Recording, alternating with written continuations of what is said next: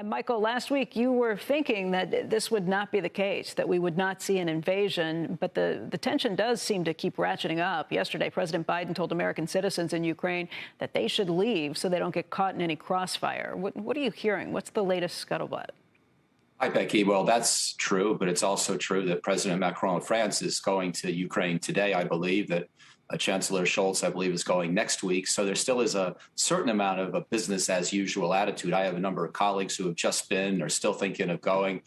So I think we have to calibrate the amount of anxiety correctly.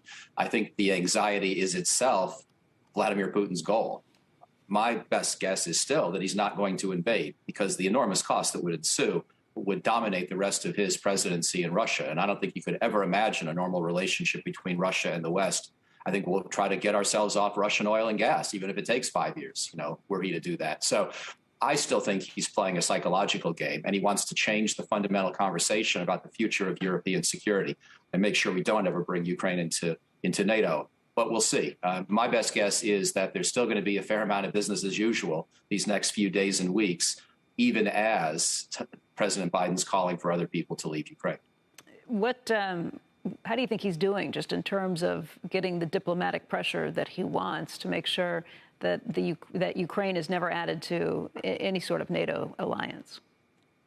Well, I think that in a way, this is a funny thing to say, but it could wind up that everybody accomplishes at least their minimal goals. If you mean how is Putin doing, I think, again, he can back off this, maintain his facade that he was just doing a big exercise. None of us will quite believe that. We'll know it was all coercive diplomacy at best.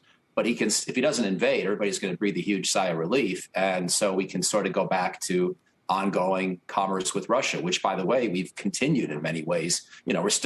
Europeans are still buying Russian gas. It's the winter. They need it. We're still buying Russian oil.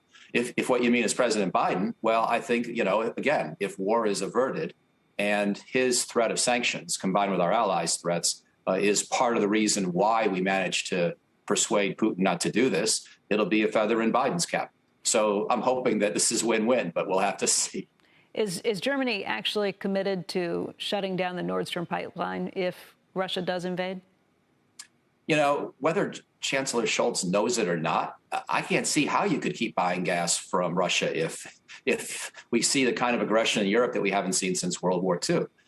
I just feel like whether we have realized it or not ourselves, we are going to essentially cut off most business with Russia over an indefinite period of time, as fast as we can.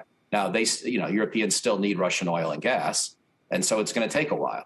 But I just can't imagine how you do business as usual with Russian troops sitting in half of Ukraine. So I think that Chancellor Scholz, maybe had a little bit of that pointed out to him yesterday.